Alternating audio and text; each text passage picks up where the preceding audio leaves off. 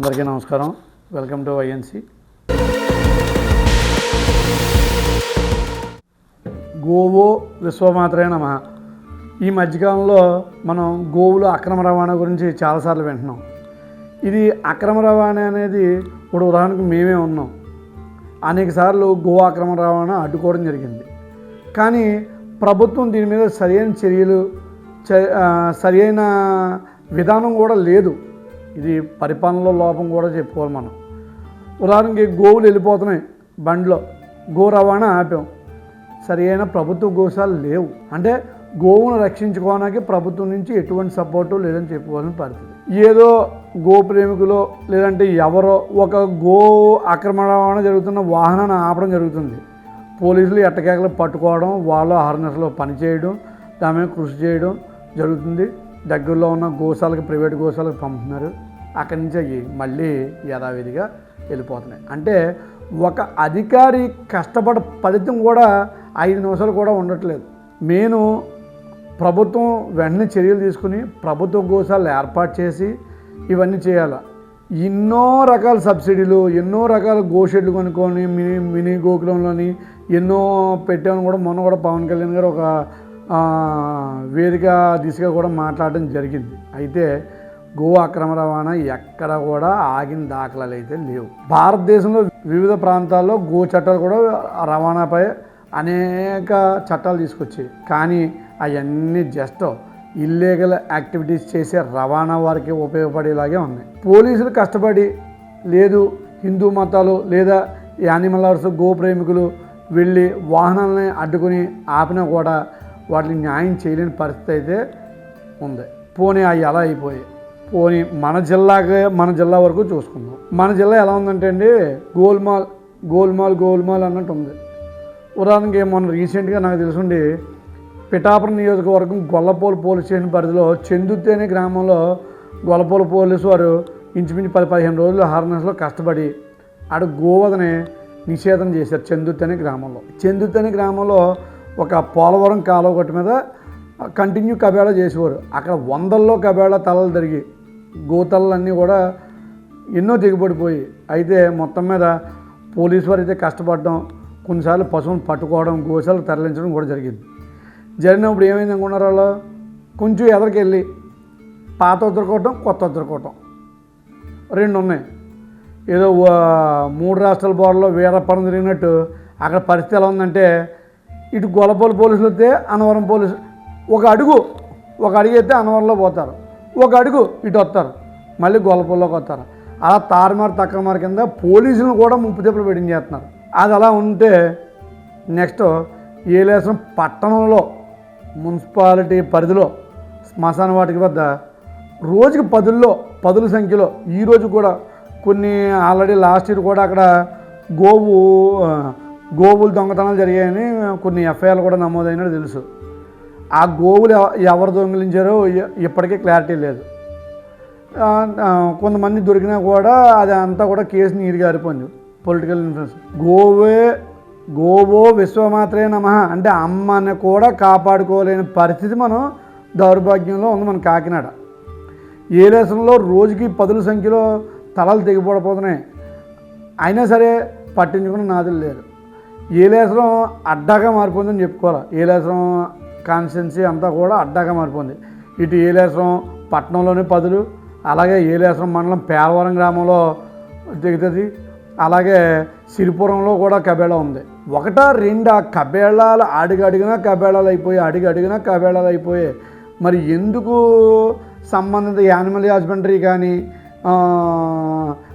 Police వ్యవస్థ కానీ పూర్తిగా దాని మీద చర్యలు తీసుకోలేకపోతున్నాయి. పోలీసులు గృహప్రవేశం చేసినా, జనాలు గృహప్రవేశం చేసినా ఆవు కావాలి. కానీ ఆవు కబేళకి వెళ్ళిపోతే మాత్రం ఆపలేం. గోపంచకం కావాలి, యజ్ఞం చేస్తే గో పిడకలు కావాలి, ఆఖరి కార్తీక మాసం దీపారాధన చేస్తే గో నెయ్యి కావాలి, ఆవు నెయ్యి. కానీ గోవుని కాపాడడం, ఒక్క గోవునైనా కాపాడగలుగుతున్నామా? లేదు. ఏదైనా ఒకరో ఇద్దరో చేసినా సరే అవి పూర్తిగా ఫలించలేవు. ఎందుకంటే నాకు చేద్దామని ఉంటుంది, నేను ముందుకెళ్ళలేను, వెళ్తాను, ఏదో ఆటంకం ఖచ్చితంగా మా అలాంటి వరకు చేద్దామని ఉంది, కానీ చేయడానికి అవ్వదు. అలాగే ఏలేశ్వరం అంటే ఇంకా గోవుని చంపడానికే ఏలేశ్వరం అనే పరిస్థితి కూడా ఏర్పడిపోయింది. ఏలేశ్వరం ఏరియా అంతా కూడా, ఏలేశ్వరం పట్టణం అలా ఉంది, సిరిపురం అలా ఉంది, అక్కడ పేరవరంలో కబేళా ఉంది. మరి ఎందుకు నియంత్రించలేకపోతున్నారో తెలుస్తలేదు. పత్తిపాడు వచ్చేద్దాం అనుకుందాం. పత్తిపాడులో గవర్నమెంట్ హాస్పిటల్ ఎదుర్కొంటే వీధిలో కొండవార రాచపల్లిలో, అదే పత్తిపాడు అంటే పత్తిపాడు కాదు, పత్తిపాడు మండలం రాచపల్లిలో వందల సంఖ్యలో జరుగుతున్నాయి నెలకి. కానీ దాన్ని కంట్రోల్ చేయలేకపోతున్నాం. లాస్ట్ టైం ఇంటెలిజెన్స్ కూడా 2-3 దాన్ని కంట్రోల్ చేశారు. ఎలాగని కంట్రోల్ చేయగలం? అక్కడ కానీ ఉండగలమా? ఉండలేము. చట్టం ఖచ్చితంగా తీవ్రంగా వాళ్ళకి కౌన్సిలింగ్ ఇవ్వాలి, వాళ్ళని తీసుకురావాలి. అత్యధిక వ్యాపారం అయిపోయింది. అలాగే నేను లాస్ట్ టైం కబేళాకి వెళ్ళాను, ఏలేశ్వరం కబేళాకి. అక్కడ కొంతమంది, అంటే వాళ్ళు వెళ్ళాను నేను చెప్పలేను, ఎవరు వచ్చినా కూడా చెప్పను. కొన్ని మంది హోటల్కి సంబంధించిన మనుషులు వచ్చారు. మరి వాళ్ళు ఎందుకు వచ్చారో తెలియదు నాకు. అక్కడ ఉన్నారు హోటల్కి సంబంధించిన వాళ్ళు. పోలే, అది ఏదో అయింది, మమ్మల్ని చూసిపోయారు, అదేం జరిగింది. నెక్స్ట్ అన్నవరం ప్రాంతానికి వెళ్దాం. అన్నవరం నుంచి రైల్వే స్టేషన్కి వెళ్ళే రోడ్లో గోపాలపురం అని ఉంది. అక్కడ బ్రహ్మాండమైన కబేళా ఉంది. బ్రహ్మాండం ఒక గోమాతను చంపడానికి బ్రహ్మాండమైన కబేళా అని చెప్పుకుని దౌర్భాగ్య పరిస్థితి కల్పించాడంటే ఆ దేవుడు ఈరోజు నేను చేసిన మహాపాపం అనమాట. అలాగే మొన్న లాస్ట్ ఇయర్ తుని పోలీసులు చాలా కష్టపడి పెద్ద కబేళా మీద దాడి చేశారు. ఆయన మళ్ళీ మొదలు. పోలీసులకి ఇది ఒకటే బాధ్యత కాదు, కనీసం వ్యవస్థలో కూడా యాక్టివిటీ ఉండాలి. ఎక్కడైనా గోవు అక్రమంగా నరికివేయబడుతుందంటే చూసిన వాళ్ళు వెంటనే ఇంటిమేషన్ ఇవ్వాలి, ఇంటి పక్కల వాళ్ళు ఇవ్వాలి, అంత తెలిసిన వాళ్ళు ప్రతి ఒక్కరు చెప్పాలి. దాన్ని ఎంకరేజ్ చేయకూడదు. గోవే విశ్వమాత్రే నమః. అవన్నీ ఎందుకండి? గోవు పేడ కావాలి, గోవు కావాలి, దూడ కావాలి, పాలు కావాలి, గో నెయ్యి కావాలి, గో పంచకం కావాలి, అన్నీ కావాలి. నెక్స్ట్ అక్కడి నుంచి కోటనందూరు వెళ్దాం. కోటనందూరు ఊరు రోడ్డు ఉంది కోటనందూరు. ఈ అధికారులు కూడా విసుగుపోయారు. ఒకే డిపార్ట్మెంట్ పనిచేస్తుంది, పోలీస్ డిపార్ట్మెంట్ మాత్రమే గోవాద మీద పనిచేస్తుంది. ఒకటే పని, ల్యాండ్ ఆర్డర్ లేదా, క్రైమ్ లేదా, ఓన్లీ గోవాద కోసం. అంటే వాళ్ళ సపోర్ట్ అని కాదు, వాళ్ళకే ఉన్నాయి, వాళ్ళు చేస్తున్నారు. కానీ వాళ్ళు కూడా ఇంట్రెస్ట్గా చేసే అవకాశం మనం కల్పించట్లేదు. తీరా పంపిస్తారు దొంగోసలు. అక్కడ ఉంటాయో ఉండబోతాయో. పోనీ ఏదైనా చేద్దామంటే డాక్టర్ సర్టిఫికేట్ ఉండదు. వెటర్నరీ డిపార్ట్మెంట్ నిర్లక్ష్యం అయితే స్పష్టంగా ఉందండి. ఇందులో గోవధని ఎంకరేజ్ చేసి ఇది వేళ్ళు అని నేను చెప్పలేను, కానీ అది మరి అర్థం చేసుకునే విధానం బట్టి ఉండదు. మళ్ళీ నా మీద లేనిపోని పెడతారు. ఖచ్చితంగా దానికి సంబంధించిన డిపార్ట్మెంట్ నిద్రపోవడం వల్లే గోవధ జరుగుతుంది. మేము వెళ్తాం, ఏదో ఫోను లేదా ఏదో రికమెండేషను వినం, తీసుకొస్తాం, ఫలితం లేదు. మేపన గవర్నమెంట్ గోశాలు లేదు, ప్రైవేట్ గోశాలు కొన్నాళ్ళు పెంచుతాం, తీసుకొస్తున్నారు. కొంతమంది రైతులకు ఇస్తున్నారు. ఆ రైతులకు పడించకపోతే రైతు మళ్ళీ వేరే వాడికి అమ్ముతాడు. ఆ బేరగాడు మళ్ళీ తీసుకెళ్ళి మళ్ళీ వేరే బేరగాడికి అమ్ముతారు. ఆ వేరే బేరగాడు గోవధకు పంపుతున్నాడు.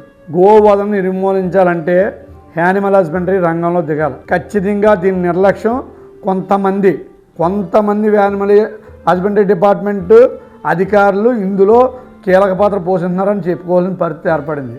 అలాగే సామలకోట, పిఠాపురం, తుని, 1 కాదు 2 కాదు, కాకినాడ జిల్లాలో చాలా తక్కువ, కాకినాడ జిల్లాలో ఇంచుమించు 15 కబేళాలు నాకు తెలుసున్నాయి. నేను రెడీ, నాతో పాటు చూడుంటే రావచ్చు.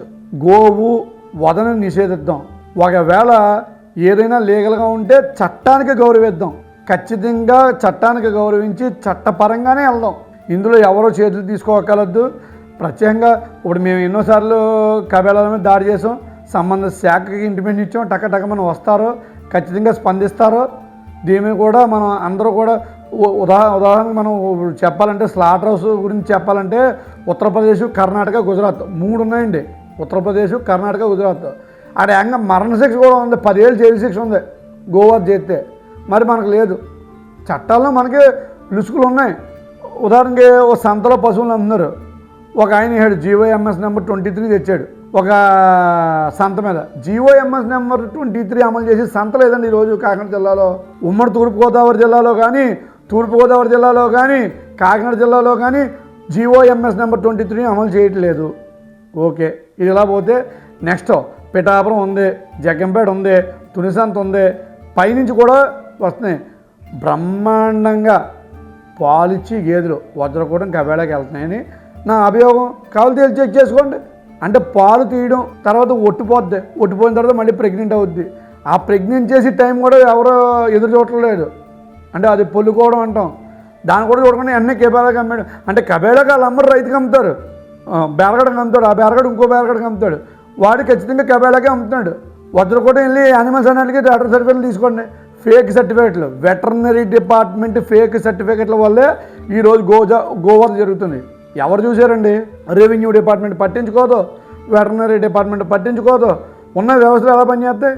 ఖచ్చితంగా దీని మీద వెటర్నరీ డిపార్ట్మెంట్ పూర్తిగా ఇన్వాల్వ్ అయ్యి పని చేయవలసిన పరిస్థితి ఉంది. గోవధను కాపాడదాం. అలాగే ప్రభుత్వం, జిల్లా కలెక్టర్ గారు కూడా వెంటనే చర్యలు తీసుకుని గోశాలకి ఆల్రెడీ ఏర్పాటు చేయాలనే నిర్ణయాలు ఉన్నాయి. వాటిని త్వరగా మన గోజాతి అంటే నాటావు అంటాం, ఆ నాటావులు పోతున్నాయి. ఖచ్చితంగా వాటిని కాపాడుకోవాల్సిన బాధ్యత ప్రతి పౌరుడి మీద ఉంది. ఇది మతానికో కులానికో సంబంధించింది కాదండి. గోవు తిరిగిన ప్లేసు ఖచ్చితంగా రాణిస్తుంది. గోవు తిరగాలి. ఈ మధ్యకాలంలో కొన్ని రకాల గోవులు వచ్చేసి వాటి వల్ల పాలు ఉండవు, అభివృద్ధి ఉండదు, వాటికి కూడా ఫీలింగ్స్ ఉండవు. అలా కాకుండా నాటావు, చక్కటావు, పెద్ద ఆవులు ఉండే మనకి పూర్వం ఎద్దుల బండి కడితే ఎద్దుల బండి అని మనం నడితే వాటి భుజాల దగ్గర కూడా వచ్చేవాళ్ళం కాదు. ఆవు అంటే ఒంగోలు, చాలామంది మనం రీల్స్లో చూస్తూ ఉంటాం. ఇప్పుడు ఒంగోలు ఆవు అని, బుల్లని ఇలా లాగుతుంటే సరదాగా చూస్తాం. ఎద్దుల పందులకి మామూలు పని చేయవు. చిన్న ఎడ మనకేం పని చేయవండి. మంచిది చక్కటి ఆవులు కబేళకి వెళ్ళిపోతున్నాయి. ఎందుకు పని చేయని కుక్క జాతి ఆవులు ఎక్కువైపోయాయి. అలా కాకుండా గోసంతతిని పెంచుదాం. అధికారులు కూడా స్పందించాలి. కంపల్సరీగా ఇందులో వెటర్నరీ డిపార్ట్మెంట్ నిర్లక్ష్యం కనిపిస్తుంది అని నాకు అనిపిస్తుంది. మీరు చెక్ చేసుకోవచ్చు. స్లాటర్ హౌస్లో పర్మిషన్ స్లాటర్ హౌస్ ఉంటే ఖచ్చితంగా మన జిల్లా అధికారి ఉండాలి. అక్కడ పర్మిషన్ ఇచ్చేవాళ్ళు. లోపలికి స్లాటర్ హౌస్లోకి ఎలిజిబుల్ లోపలికి పంపించేటప్పుడు కూడా మన జిల్లా అధికారి ఖచ్చితంగా మనం చెక్ చేయవలసిన పరిస్థితి ఉంది. గోవు యొక్క రక్తం మన జిల్లా నిండా భూగర్భ జలాల్లో కలిసిపోయి ఉందండి. మహాపాపన్యాత్నం. ఖచ్చితంగా అధికారులు స్పందించి, జిల్లా అధికార యంత్రాంగం స్పందించి సంరక్షించే గోశాలలో సంరక్షించే వెటర్నరీ డిపార్ట్మెంట్ ఖచ్చితంగా వీటిని కంట్రోల్ చేసి కలెక్టర్ గారు స్పందించి గోశాలలు ఏర్పాటు చేయండి. ఖచ్చితంగా మా వంతు సహాయ సహకారాలు కూడా మేము చేస్తాం. ఆర్థికంగా సపోర్ట్ చేయలేకపోయినా సర్వీస్ విషయంలో మేము వచ్చి గోశాలలో సర్వీస్ చేయడానికి సిద్ధంగా ఉన్నాం. అలాగే మాతో పాటు వందల కొద్ది జనాలు ఉన్నారు. మా దగ్గరే 10-15 మంది ఉన్నాం. గోసేవ చేయడానికి సిద్ధంగా ఉన్నాం. ముందుకు వెళ్ళదండి. ఒక ఆవును ఆపుతాం, దాన్ని తీసుకెళ్ళి మేపాలంటే అవ్వదు. ఖచ్చితంగా ప్రభుత్వం దీని మీద వెంటనే చర్యలు తీసుకోవాలి. అధికారులు స్పందించాలి. వెంటనే మినీ గోకులాలు ఇచ్చామంటున్నారు, గోశాలు ఇచ్చామంటున్నారు, గడ్డికి సబ్సిడీ ఇస్తున్నారు. ఇవన్నీ ఇచ్చేది గవర్నమెంట్ ఎందుకు చేయకూడదు? ఖచ్చితంగా గవర్నమెంట్ ఆధీనంలో ఉంటే ఎంతవరకు అయినా సరే కంట్రోల్ చేయగలం. గోవధను కాపాడదాం. జై గోమాత, వందే గోమాతరం.